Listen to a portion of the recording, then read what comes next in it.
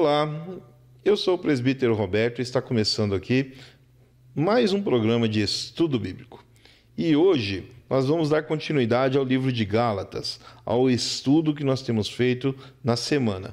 Terminamos recentemente 2 Coríntios e agora entramos no livro de Gálatas. Mas antes, porém, eu lhe peço que você fique aí com os nossos apoiadores e eu já volto. Deus criou a humanidade? Como devo ler a Bíblia? O Mar Vermelho se abriu mesmo? Quanto tempo o povo andou no deserto? Que fim levou a Arca da Aliança? Existiu mesmo a Arca de Noé? Estudo Bíblico.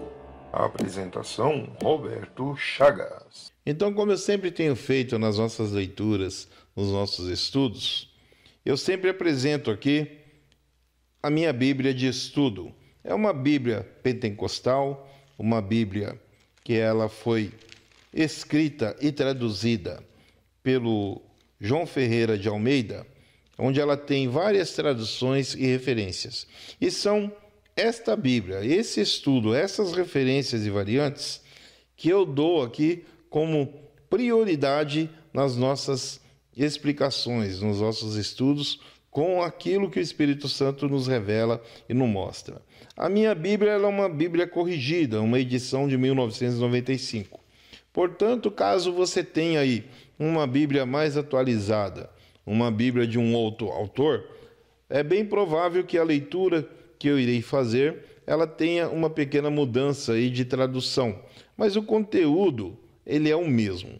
Então vamos seguir aqui com o nosso estudo de hoje, no livro de Gálatas, com o capítulo de número 3. O título da minha Bíblia diz assim: A lei é impotente para salvar, mas conduz a Cristo e a fé.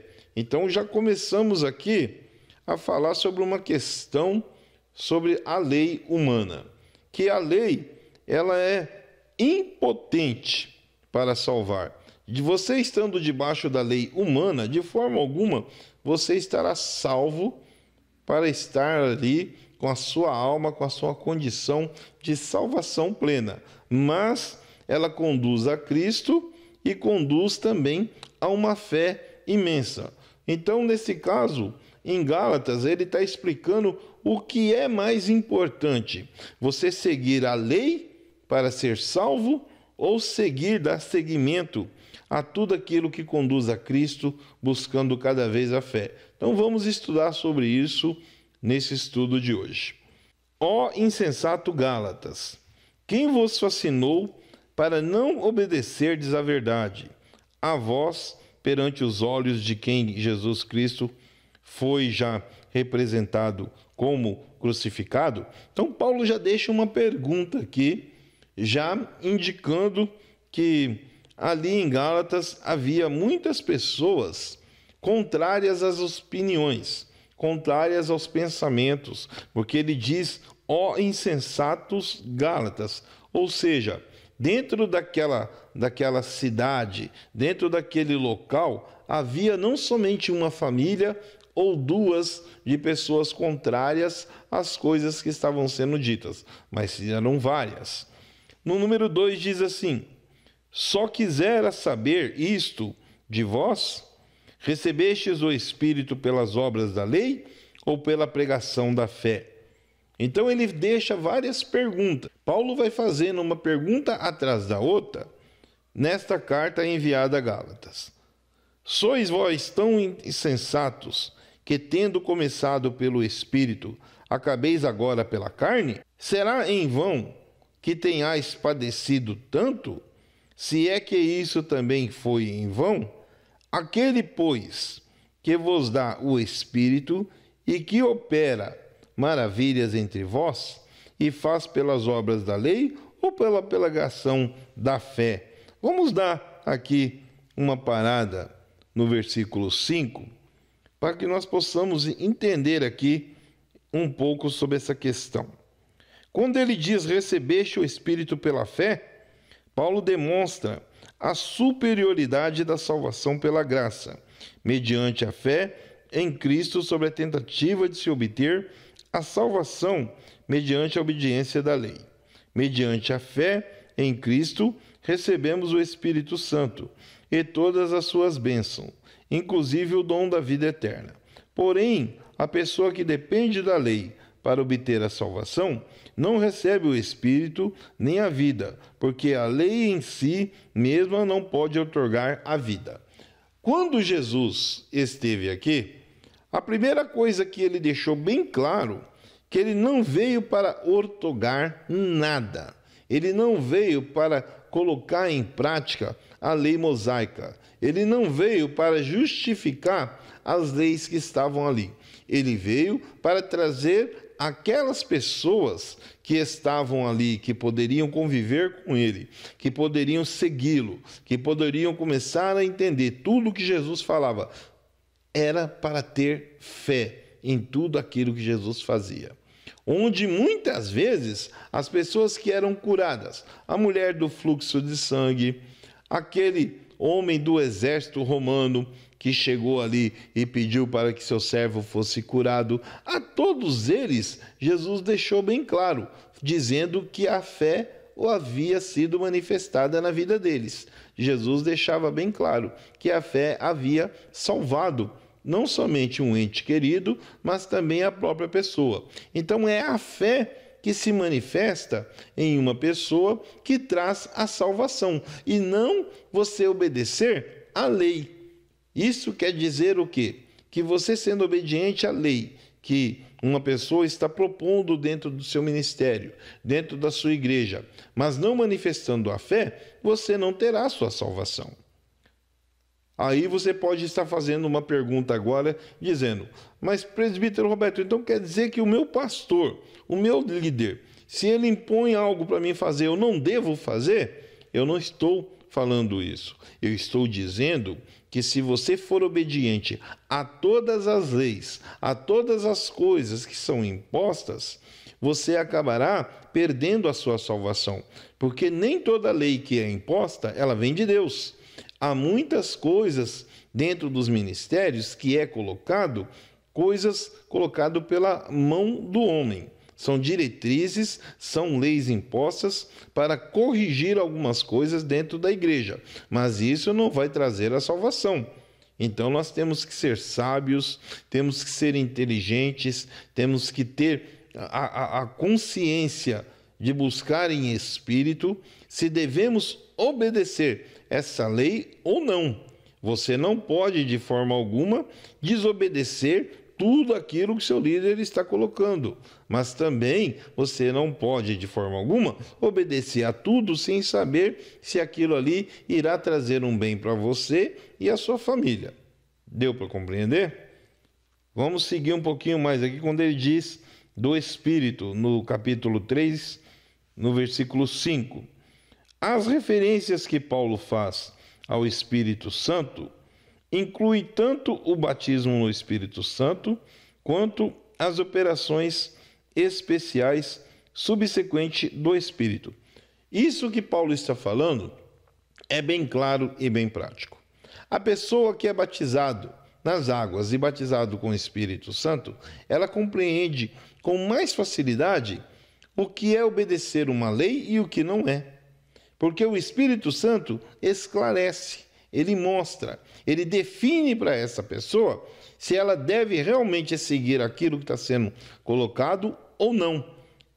Mas também não é necessário entrar em atrito, entrar em discussão e entrar em briga com a sua liderança. Pelo uso do termo milagres, denotando que o apóstolo tem em mente as manifestações carismáticas do Espírito e da sua vinda com poder no Pentecoste, pelo emprego dos gerúndios no original, iniciando a manifestação contínua dos dons do Espírito, pelo uso da expressão a promessa do Espírito, que é idêntica às palavras de Pedro, pela afirmação de que Deus não envia o Espírito sobre o crente sem antes adotá-lo como filho. Então nós vemos aqui que Paulo ele começa a esclarecer uma determinadas situações e causas para que você seja batizado no Espírito Santo. Se você não for um bom filho, não ter obediência, de forma alguma você não será batizado pelo Espírito Santo. Então, a lei ela é totalmente prática dentro da igreja, mas não é totalmente obedecida por muitos, porque o Espírito Santo revela aonde você deve seguir, para onde você deve ir. E é isso que Paulo está falando aqui. Aquele que opera maravilhas. A obra divina que se processa nas igrejas dos Gálatas incluía milagres. Para Paulo, receber o Espírito Santo não era apenas uma operação invisível interior, mas uma experiência que se manifestava com poder divino entre os crentes. Os dons do Espírito eram uma norma determinante para a presença e autoridade do Espírito. A conversão e o batismo do Espírito Santo devem continuamente produzir milagres e demais manifestações do Espírito Santo. Em algumas igrejas ainda são determinantes esses fatores que Paulo está falando em Gálatas. As pessoas que eram batizadas com o Espírito Santo, somente essas tinham ali alguns privilégios entre levar a palavra, fazer visita, louvar, cantar, e não é diferente de hoje em algumas igrejas, entre aspas, mais antigas. Alguns ministérios mais antigos, de forma alguma, dão oportunidade para uma pessoa que não fala em línguas. Eles cobram da pessoa que busque em oração, que busque em jejum, para ser batizado no Espírito Santo e falar em línguas. Eles acham isso um fato primordial para a salvação. Então, nós vemos que o que Paulo está falando aqui, ele é empregado dentro de vários ministérios ainda hoje. Vamos seguir a partir do número 6. É o caso de Abraão, que creu em Deus, e isso lhe foi imputado como justiça. Então, ele já está lembrando aqui da fé de Abraão, pois Abraão, nós reconhecemos e vemos na Bíblia que ele é chamado o pai da fé. Então, ele lembra aqui que Abraão tinha tanta fé em Deus que lhe foi imputado como justiça para seguir tudo que Deus falou para ele. Ali foi aplicado uma lei para Abraão. Foi colocada uma lei. Abraão, saia da sua parentela. Foi a primeira lei. A primeira lei. A segunda, ele não obedeceu. Quando disse saia da sua parentela, ele já tem duas leis ali. Uma primeira e uma segunda. Sair do local onde está e não levar ninguém com ele que seja parente. E ele desobedece essa lei, levando Ló com ele e sua família. Então, dentro desse sai da parentela, que é uma lei, Abraão acabou obedecendo uma e desobedecendo a outra. E nem assim deixou de ser abençoado por Deus. Sabei, pois, que os que são da fé são filhos de Abraão. Ora, tendo as Escrituras previsto que Deus havia de justificar pela fé os gentios, anunciou primeiro o evangelho a Abraão, dizendo: todas as nações serão benditas de ti. Olha que coisa linda! Olha que coisa maravilhosa! Quando Deus diz para Abraão que todas as nações, todos os herdeiros, tudo que nós vemos hoje de seres humanos, são descendência de Abraão. É descendência, claro, de Adão e Eva. É descendência também de Noé. Mas tudo vem de Abraão. Tudo vem primeiramente de Abraão, pois Deus promete isso para ele. Todos aqueles, pois, que são das obras da lei, estão debaixo da maldição, porque escrito está: maldito todo aquele que não permanecer em todas as coisas que estão escritas no livro da lei, para fazê-las. E é evidente que pela lei ninguém será justificado diante de Deus, porque o justo viverá pela fé. Olha o que Paulo cita para ilustrar a justificação da fé. Abacuque, ele enfatiza que também é justificado pela fé, que possui a verdadeira justiça interior, pois ele contrasta o justo com o ímpio, cuja alma não é reta nele. Assim, Paulo cria que a justificação envolvia uma verdadeira justiça interior, mediante o Espírito Santo habitando na pessoa. Olha como é essa questão de você obedecer à lei ou não. Você tem que obedecer à lei até certo ponto. Já foi falado aqui.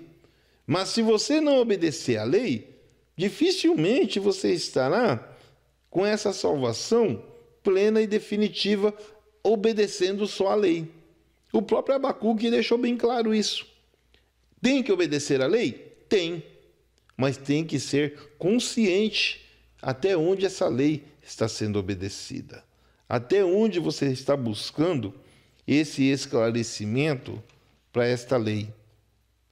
E aqui ele continua: ora, a lei não é da fé, mas o homem que fizer essas coisas, por elas viverá. Olha aí, ó. Está errado você seguir a lei? Não está errado. Mas você tem que ter consciência sobre tudo isso. Cristo nos resgatou da maldição da lei, fazendo-se maldição por nós, porque está escrito: maldito todo aquele que for pendurado no madeiro, para que a bênção de Abraão chegasse aos gentios por Jesus Cristo, e para que, pela fé, nós recebemos a promessa do Espírito. A bênção de Abraão, olha o que ele diz aqui, ó, na relevante. O conteúdo da promessa de Deus a Abraão é definido como a promessa do Espírito pela fé. Receber o Espírito é ter justiça, a vida e todas as bênçãos espirituais. Então veja a importância, tanto de você seguir a lei, como também de ir pela fé.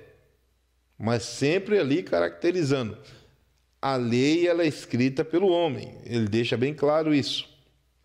Está terminando aqui o nosso primeiro bloco. Fica aí com os nossos apoiadores e eu já volto.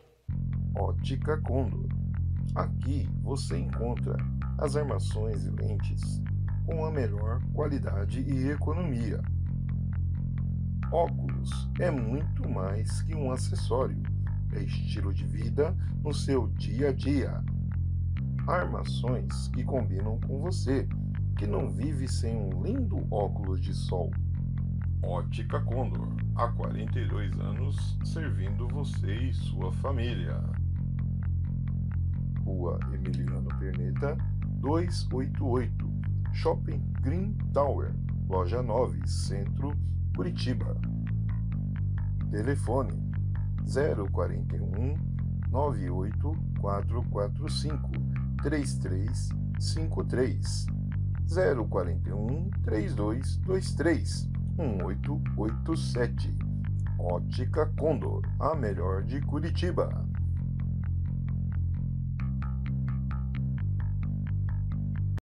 Deus criou a humanidade?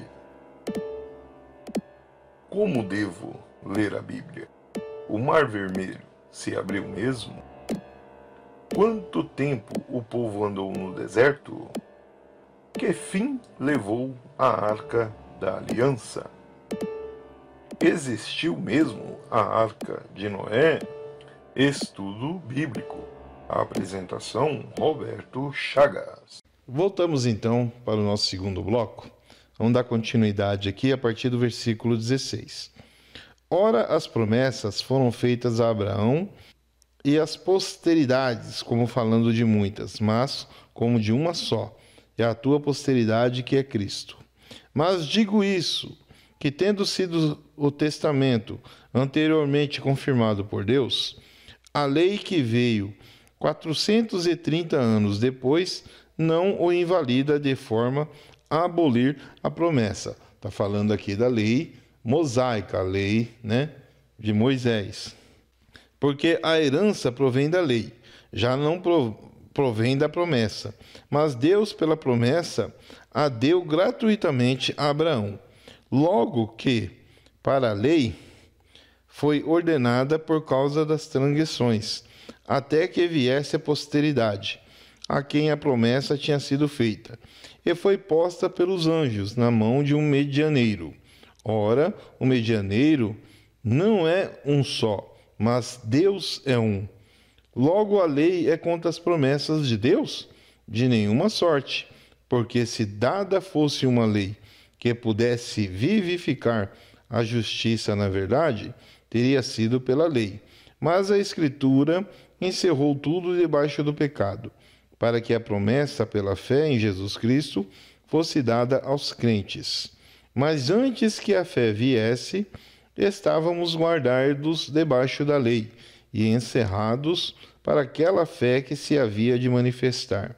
De maneira que a lei nos serviu de aio para nos conduzir a Cristo, para que pela fé fôssemos justificados.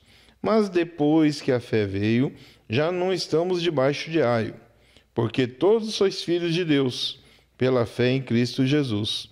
Porque todos quantos fostes batizados em Cristo, já vos revestistes de Cristo. Nisto não há judeu, nem grego, nem há servo, nem livre, não há macho, nem fêmea, porque todos vós sois em Cristo Deus. E se sois de Cristo, então sois descendentes de Abraão e herdeiros conforme a promessa. Então nós vemos aqui que Paulo, ele fala sobre a lei que Moisés edificou, pois Deus coloca a Moisés 10 mandamentos, 10 leis. Mas dessas 10, conforme Moisés vai ali se relacionando com o povo hebreu que saiu do Egito, ele vai ali enfrentando uma série de coisas, onde o seu próprio sogro, Jetro, diz a ele: Moisés, você vai morrer, rapaz, de tanta coisa, de tanta decisão, de tanto atendimento que você está tendo. Então Moisés, conforme vai passando o tempo, ele vai colocando lei sobre lei para que o povo ali pudesse compreender e entender o que estava certo e o que estava errado. E conforme vai aparecendo problemas e dificuldades, vai surgindo novas leis. E ali é que é citado Paulo em Gálatas, falando sobre essas leis de mais de 400 anos. Essa lei que foi escrita ali, uma lei mosaica, que Jesus não veio para mudar, que não veio para fazer nada disso. Ele só veio para fazer a vontade do Pai. Então vamos dar entendimento sobre tudo isso. Para que é a lei? Vamos compreender aqui. A palavra traduzida lei, que ela diz aqui no Torá, né, que significa nonos, significa ensino ou instrução, o termo lei pode se referir aos 10 mandamentos, ao Pentateuco, ou qualquer mandamento no Antigo Testamento. O uso por Paulo da palavra lei pode incluir o sistema sacrificial do concerto mosaico. A respeito dessa lei, Paulo declara várias coisas. Ela foi dada por Deus por causa das transgressões, a fim de demonstrar que o pecado e a violação da vontade de Deus é despertar os homens a verem as suas necessidades de misericórdia, graça e salvação de Deus em Cristo. Então, o que nós vemos aqui, como eu já havia dito, é que conforme vai se passando o tempo ali dos hebreus, andando ali no deserto, e Moisés ir colocando lei sobre lei, colocando mais diretrizes, é o que acontece nos tempos de hoje. Há uma determinada série de mudanças, praticamente todos os anos, dentro de leis não somente constitucionais, mas também de leis judiciais, onde é necessário ir fazendo mudanças devido às coisas que vão acontecendo. Muitas vezes esses tipos de leis, principalmente as políticas, não agrada a ninguém, a nenhum de nós, mas é necessário obedecê-las. Não há outra situação a não ser obedecer esse tipo de lei, para que você não seja preso e não tenha que pagar de alguma outra forma. Mas naquela época era se falado sobre essa questão da lei pela graça de Deus para a sua salvação. Então essas leis tinham que ser obedecidas, tinham que ser colocadas em práticas. E aqui Paulo continua: embora o mandamento fosse santo, bom e justo, era inadequado porque não conseguia se manter ou transmitir vida espiritual nem força moral. Ou seja, a lei não estava ajudando muita coisa aquele povo de Gálatas. não estava auxiliando em nada. A lei, ela estava sim colocada em prática somente por lei, não por obediência, não por graça, não por salvação. A lei funcionou como um aio ao tutor do povo de Deus até que viesse a salvação pela fé em Cristo. Nessa função, a lei revelou a vontade de Deus para o comportamento do seu povo. Proveu sacrifícios de sangue para cobrir o pecado do teu povo e apontou para a morte expiatória de Cristo. O que vem a ser essa lei, apontada somente como aio? É uma lei que ela é aplicada somente por ser. Uma lei que está sendo aplicada por se aplicar. Ou seja, vai fazer a lei, mas não iremos cumprir. Vai fazer a lei, mas estou pouco me lixando porque essa lei está se referindo. Então estava desse jeito ali, essa questão com o povo de Gálatas.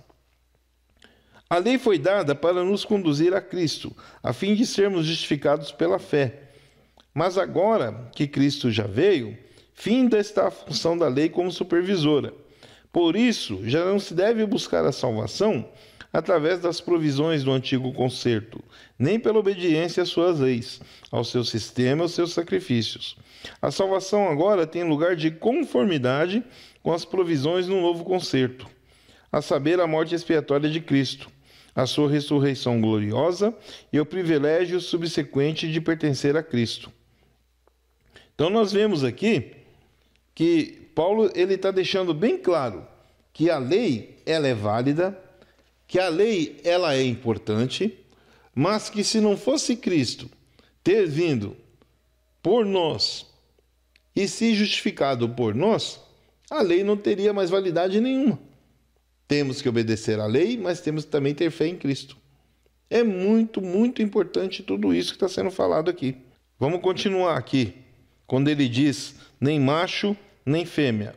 Paulo remove todas as instituições éticas, raciais, nacionais, sociais e sexuais, no que diz respeito ao nosso relacionamento espiritual com Jesus Cristo. Todos que estão em Cristo são igualmente herdeiros da graça da vida, do Espírito prometido e da restauração à imagem de Deus. Por outro lado, dentro do contexto de igualdade espiritual, os homens permanecem homens e as mulheres, mulheres. Os papéis que Deus atribuiu ao casamento e na sociedade permanecem imutáveis. Paulo toca no assunto aqui que hoje é muito discutido. Muito discutido. Mas antes ele começa falando sobre a questão da salvação. Ela não está exposta somente para um determinado tipo de raça ou de pessoa. Não é somente para negros, não é somente para brancos, não é somente para ricos, não é somente para pobres. E nem há meio termo sobre isso. Mas ele toca em um assunto importantíssimo sobre a lei e a fé, sobre a sua salvação. Que ela é reservada a homens e mulheres, macho e fêmea. Ou seja, ele está tocando, entre aspas, no casamento. Ele está tocando, entre aspas, no relacionamento. Ele está tocando ali, entre aspas, na convivência entre o homem e a mulher, falando sobre a salvação espiritual. Então ele está condenando aqui o relacionamento de homem com homem e mulher com mulher. Esses não serão salvos. Ele está sendo bem claro sobre isso. Bem claro. Então vamos seguir aqui, depois de toda essa explicação bem clara, bem exposta sobre Paulo, vamos seguir aqui no capítulo 4 de Gálatas, onde o título diz assim: o Evangelho isenta-nos da lei. Agora é uma outra questão. Digo, pois, que todo o tempo em que o herdeiro é menino, em nada difere do servo, ainda que seja senhor de tudo, mas está debaixo de tutores e curadores, até o tempo determinado pelo Pai. Assim também nós, quando éramos meninos, estávamos reduzidos à servidão, debaixo dos primeiros rudimentos do mundo. Mas, vindo a plenitude dos tempos, Deus desviou seu filho, nascido de mulher, nascido sob a lei, para remir os que estavam debaixo da lei, a fim de recebermos a adoção de filhos. E porque sois filhos, Deus enviou aos nossos corações o Espírito de seu Filho, que chama Abba Pai. Essa frase, ela foi dita ali com Jesus pregado na cruz, onde ele estava falando em grego, em aramaico ou em hebraico, quando ele dizia Abba, Pai, e muitos ali que não entendiam perguntavam o que ele estava falando, e a tradução era essa, ele clamava pelo Pai em aramaico. Vamos dar uma lida aqui então, quando ele explica sobre essa questão de tutores determinado pelo Pai. A declaração feita por Paulo, aqui, embora tenha sido feita primeiramente para ilustrar a situação dos fiéis nos tempos da lei, indica que os pais piedosos normalmente cuidavam da instrução e da educação dos seus filhos. Esta tarefa era executada em casa, diretamente ou colocando os filhos sob os cuidados de mestres piedosos, escolhidos pelos pais. As Escrituras indicam claramente que os pais devem fazer tudo quanto podem para assegurar aos filhos uma educação santa e cristã, protegendo-os das filosofias ímpias e dos princípios antibíblicos do mundo. Então, Paulo está falando aqui de uma questão que ele passou, né? Ele está se colocando como exemplo, porque quando ele diz que os tutores devem escolher a melhor forma de instruir os filhos, porque nem todos os pais têm a condição de estar dando ali a seus filhos um estudo primordial de acordo com como deve ser feito nos tempos de hoje. Então, as pessoas que têm uma condição melhor contratam professores para dar instrução e educação para direcionar seus filhos dentro da sociedade. E Paulo estava se colocando como exemplo. Mas há algumas questões que Paulo relata aqui, onde o pai e a mãe, ou seja, os pais, escolhem os professores de acordo com aquilo que será tratado o filho. Se é um professor que vai educar seu filho corretamente, mas que não vai de forma alguma subjugá-lo de alguma forma com maltratamento, esse professor, de forma alguma, ele perderá sua qualificação de um bom professor. Mas se for um que pega no pé, que puxa a orelha, que reclama, que dá ordens, que coloca o filho de castigo, que coloca o aluno de castigo, esse de forma alguma será contratado. E Paulo está tocando neste assunto, que os pais daquela época se preocupavam muito com essa questão ao contratar um professor, pois Paulo, quando ele foi ali aluno de Gamaliel, com certeza seus pais colocaram tudo isso ao ponto de vista, que Gamaliel deveria ser um bom professor, que não pudesse de forma alguma pegar nos pés dos seus alunos, muito ao menos de Paulo, para que ele continuasse dando instrução. Talvez isso fez até que Paulo, devido à sua instrução, seguiu os caminhos errados. Por mais que ele aprendeu tudo sobre a Bíblia, por mais que ele aprendeu tudo sobre as Escrituras, por mais que Gamaliel falou tudo para ele sobre a questão ali das leis, ele entendeu tudo errado, pois ele vivia perseguindo as pessoas. E isso talvez tenha sido prejudicial nas instruções que ele recebeu. Provavelmente isso pode ter ocorrido. No número 6, ele diz assim: o Espírito que clama Abba Pai. Uma das tarefas do Espírito Santo é criar no Filho de Deus a convicção da filiação e de amor filial que o leva a conhecer a Deus como Pai. O termo Abba, em aramaico, significa Pai. É a palavra que Jesus empregava quando se referia ao Pai Celestial. A combinação da palavra aramaica Abba com a palavra grega que significa Pai expressa a grande intimidade, a profunda emoção, o anelo, o afeto e a confiança, mediante os quais o Espírito Santo nos leva a clamar a Deus. Dos sinais determinantes da obra do Espírito dentro de nós são o nosso apelo espontâneo de Deus como Pai e a nossa obediência espontânea de Jesus como Senhor. Nesta passagem, Paulo terá em mente, sobretudo, o batismo do Espírito Santo e a sua plenitude contínua, pois define nossa filiação com Deus como a causa do envio do Espírito Santo, a nós por já sermos seus filhos pela fé em Cristo, e Deus derrama o Espírito em nossos corações. A adoção de filhos precede o envio do Espírito do Filho de Deus. Então, Paulo está citando essa parte aqui sobre essa questão. Quanto mais obediente você for, é mais fácil de você receber o Espírito Santo. Quanto mais você se aprofunda na obediência, no conhecimento, na busca, é mais fácil você ser abençoado com o Espírito Santo de Deus, com este reconhecimento que Deus é Pai e que Jesus é o nosso Senhor e Salvador. É muito mais prático você ser salvo. Está terminando aqui o nosso segundo bloco. Fique aí com os nossos apoiadores e eu já volto para o terceiro e último bloco. Ótica Condor. Aqui você encontra as armações e lentes com a melhor qualidade e economia. Óculos é muito mais que um acessório, é estilo de vida no seu dia a dia. Armações que combinam com você, que não vive sem um lindo óculos de sol.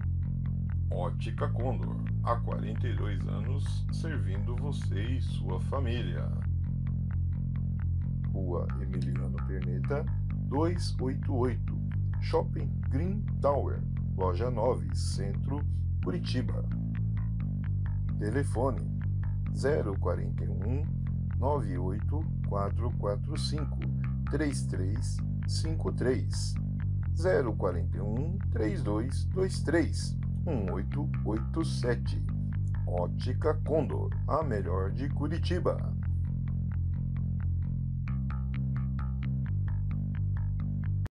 Deus criou a humanidade? Como devo ler a Bíblia? O Mar Vermelho se abriu mesmo? Quanto tempo o povo andou no deserto? Que fim levou a Arca da Aliança? Existiu mesmo a Arca de Noé?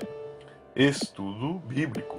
A apresentação, Roberto Chagas. Voltamos então para o nosso terceiro e último bloco e vamos seguir aqui a partir do versículo 9, que diz assim: Mas agora, conhecendo a Deus, ou antes, sendo conhecido por Deus, como tornais outra vez a esses rudimentos fracos e pobres, aos quais de novo quereis ou servir?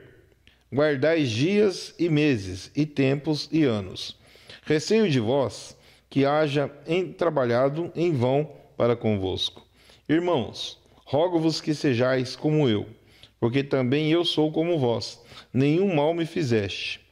E vós sabeis que primeiro vos anuncieis o Evangelho, estando em fraqueza da carne, e não rejeistastes, nem desprezastes isso que era uma tentação da minha carne. Antes, me recebeste como um anjo de Deus, como Jesus Cristo mesmo. Qual é, e logo, a vossa bem-aventurança? Porque vos dou testemunho de que, se possível fora, arrancareis os olhos e nos daríeis. Fiz-me acaso o vosso inimigo, ou dizendo a verdade? Ele tem zelo por nós, não como convém, mas querem excluir-vos para que vós tenhais zelo por eles. É bom ser zeloso, mas sempre do bem e não somente quando estou presente convosco. Meus filhinhos, por quem de novo sinto as dores de parto, até que Cristo seja formado em vós? Eu bem quisera agora estar presente convosco e mudar a minha voz, porque estou perplexo a vosso respeito. Então vamos parar aqui no versículo 20 do capítulo 4 e dar uma lida na relevante aqui. A tentação na minha carne. Isso pode ter sido uma deficiência na vista, malária, espírito da carne ou um defeito físico causado por apedrejamento. Seja o que for, deve ter sido problema físico. Note que o crente fiel que está na vontade do Senhor, ativo no serviço cristão, não é imune a doenças, dores físicas ou fraquezas. Eu já fiz muito comentário sobre essa questão, onde muitas vezes algumas pessoas não compreendem quando nós estamos ali com alguma questão de enfermidade, quando fazemos uma visita, principalmente de um culto no lar, ou somos chamados para ir fazer uma visita em uma casa e ali vamos fazer uma campanha. No outro dia você acorda com seu corpo cansado, você está com febre, você está se sentindo pesado e as pessoas não conseguem compreender os motivos. Nenhum cristão, nenhum homem de Deus, nenhum homem que tem o Espírito Santo ou o dom de ir fazer uma visita para fazer esse tipo de culto no lar, está imune a ficar doente. Jesus, de forma alguma, ele teve enfermidade, mas qualquer um outro, ele tem essa questão de ser apego por essa dor.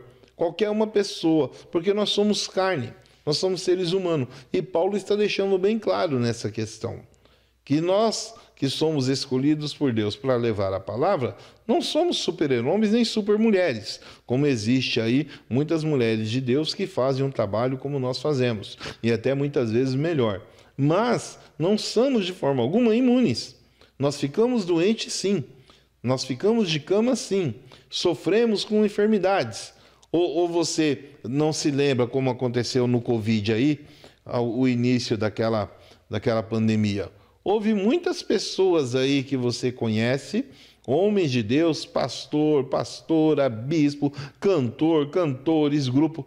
Muitos deles foram pegos com essa enfermidade. Alguns conseguiram estar aqui conosco, mas estão com sequelas. Outros foram recolhidos. Isso quer dizer que a pessoa estava pecando, que a pessoa estava vivendo uma vida errada? Não, é porque são carne. E sendo carne, estão correndo esse risco de estar enfermo. Ele continua aqui falando sobre as dores de parto. Sentir dores de parto expressa a angústia, a aflição, a dor e o anseio que Paulo deseja, a salvação dos Gálatas, que se alienaram de Cristo e que caíram da graça. Ele os retrata como quem precisa de um segundo nascimento espiritual e descreve a si mesmo como uma solicita mãe que sofre de novo as dores do parto até que Cristo fosse neles formado.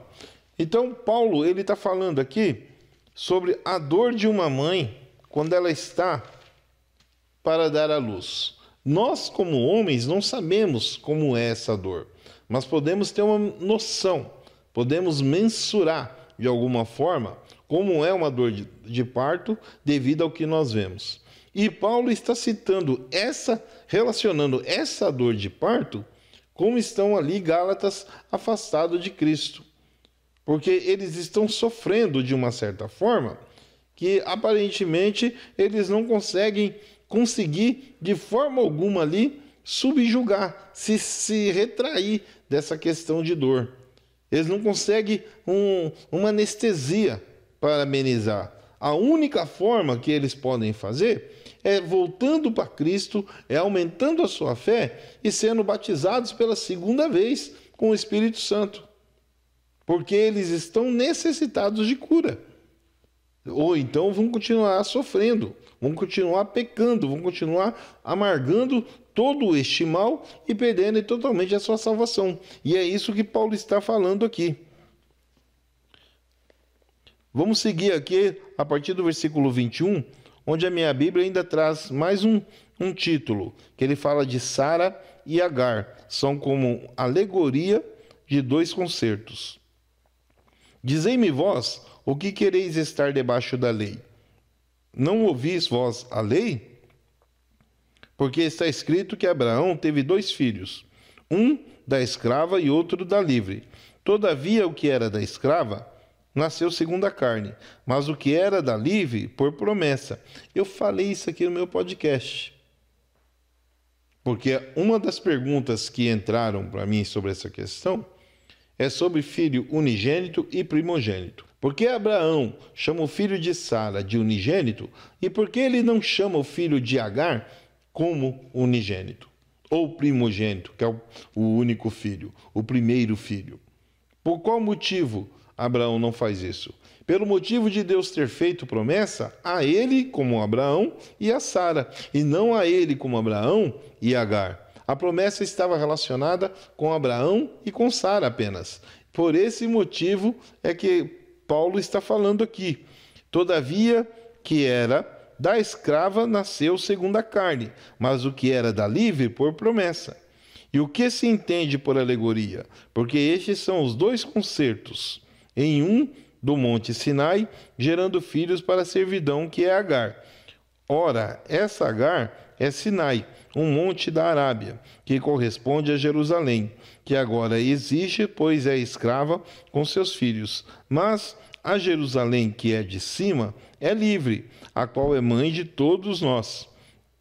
Porque está escrito: alega-te, estéril, que não dás à luz, esforça-te e clama, tu que não estás de parto, porque os filhos da solitária são mais do que os da que tem marido.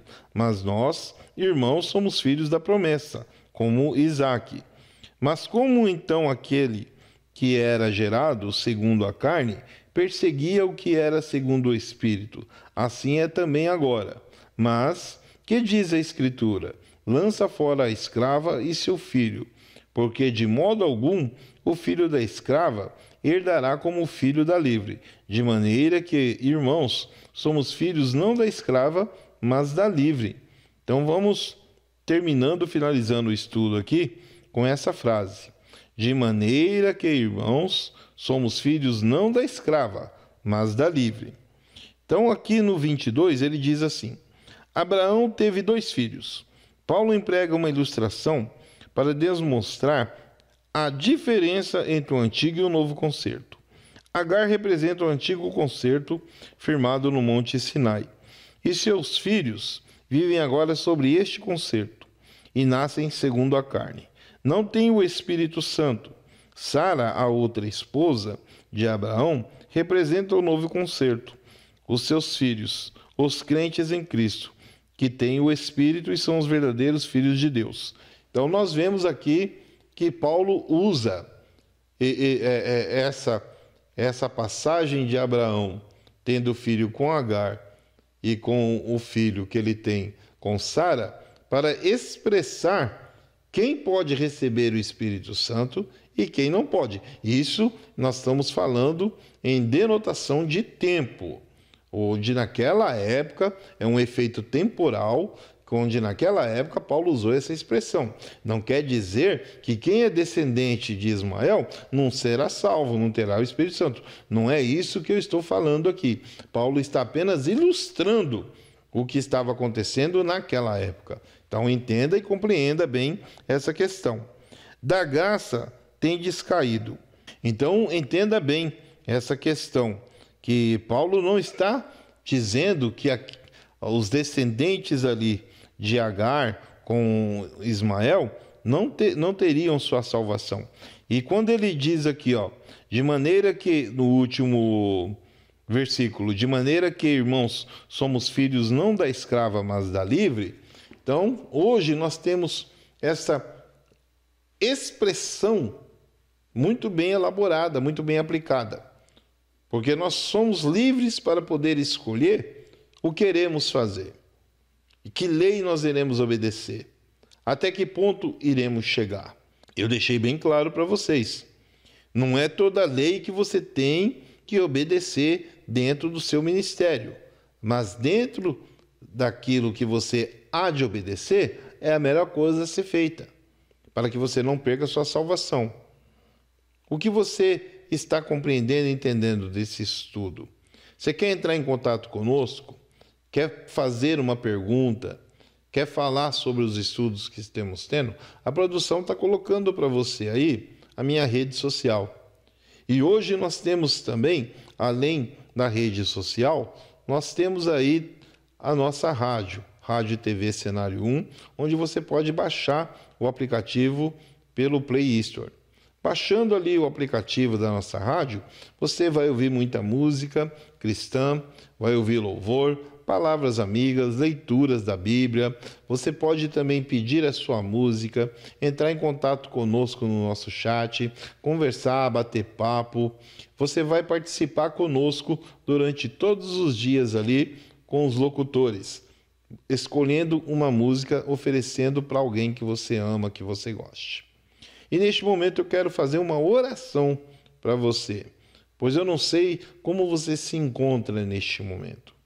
E eu não sei o que você está passando, pois muitas vezes as coisas que nós estamos passando dentro do nosso ministério, com tantas coisas que é colocadas sobre nossa vida, com as nossas lideranças, muitas vezes elas podem trazer preocupações ou trazer até algumas discussões dentro de casa.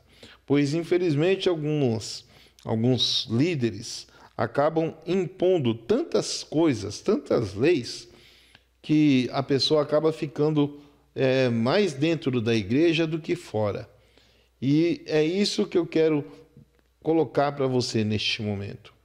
Que você tenha uma consciência de que lei você está obedecendo. Se é para a sua salvação ou não. Porque muitas vezes você estando na igreja a todo tempo, a todo instante, pode trazer um transtorno, pode trazer uma diferença familiar dentro de sua casa, com seu marido, com seu companheiro, com seus filhos. Então eu quero orar por você, neste momento, que está em dúvida se deve obedecer tudo ou não. Feche seus olhos se você puder. Senhor, neste momento eu lhe peço, pois assim como Paulo enviou a carta a Gálatas, para que essas pessoas que ali se encontravam naquela época, estavam enfrentando tantas coisas, tantos problemas, havia ali leis, Pai, que eles estavam obedecendo sem necessidade, mas também havia pessoas contrárias às leis, Pai, que não obedeciam nenhuma por achar que eram donos de si.